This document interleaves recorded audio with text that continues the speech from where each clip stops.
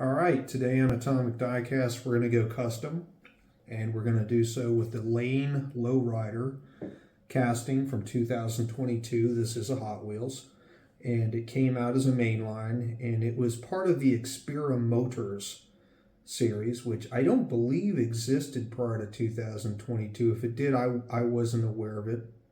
But today I was looking through my cars and just decided to do this one. Really, there's no rhyme or reason as to why I pick cars. Sometimes if it's like, the RLC 72 Chevy Nova Pro Street that I just did, it's one that I really wanted and then I get it and I decide to review it. And other times I just look through my display cases or my car cases, and just whatever grabs my eye is what I decide to put on the pedestal. And today, this one with the wild paint scheme and the reverse rake, was the one that caught my attention. So here we are. This car is pretty unique. It is patterned after a Chevrolet. I'm pretty sure it's a late 60s Impala.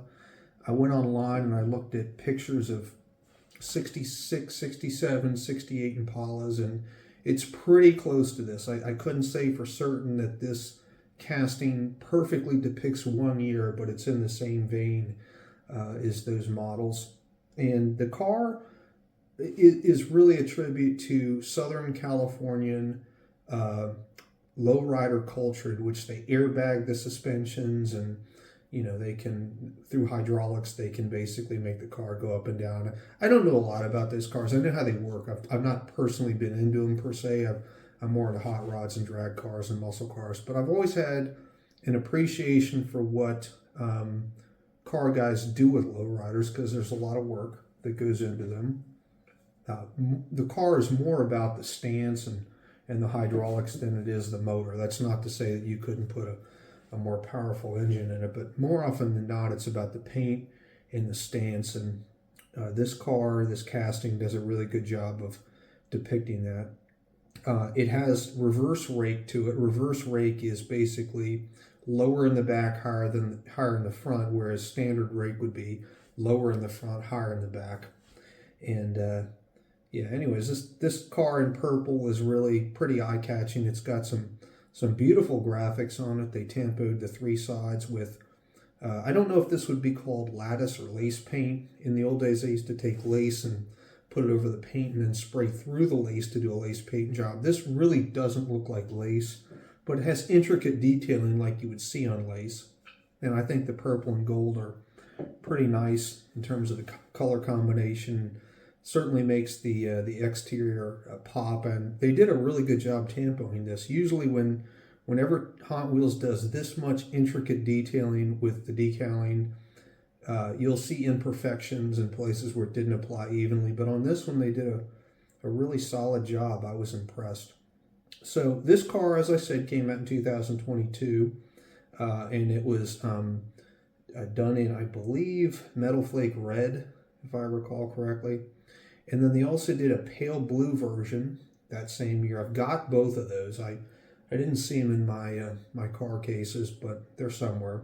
This one, though, I really like because of the purple. Then in 2023, they did it again. And it was part of the HW Slam series, and they did it in lime green. And that same year, they also did a really unique one. They did it as part of a McDonald's exclusive. I don't know if they included it in Happy Meals or what, but it was definitely sold through McDonald's. It was all plastic. The body and the base are plastic, which they often do for Hot Wheels to cut down, or for McDonald's to cut down on cost.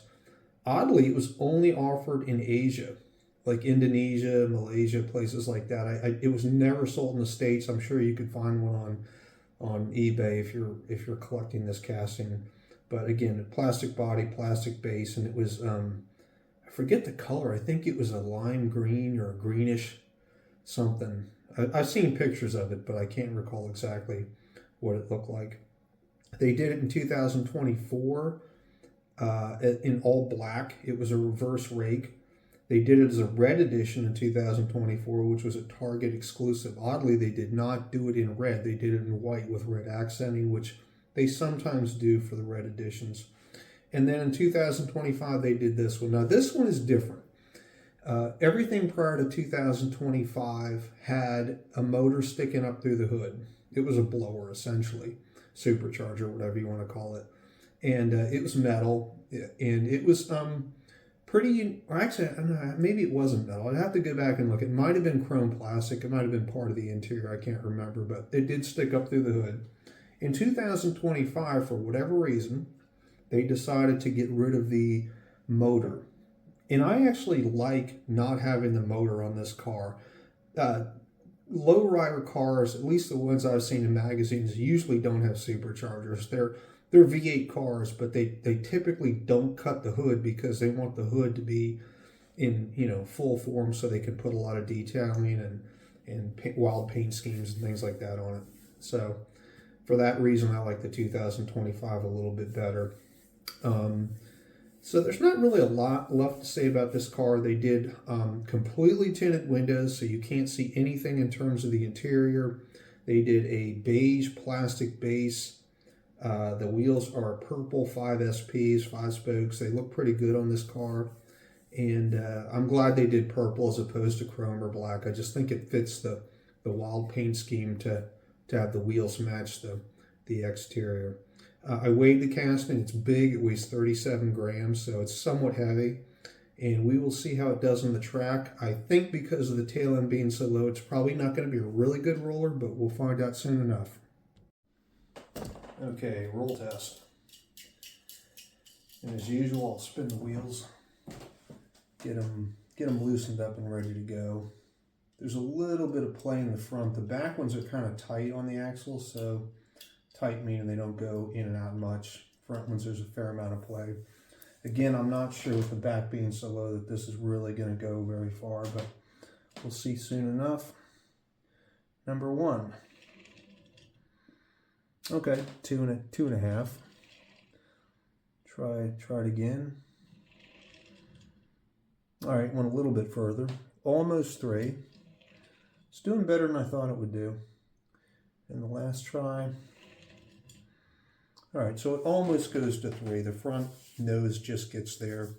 Again, for it to be considered 3, I like it to go to the middle point of the body. But all in all, pretty good.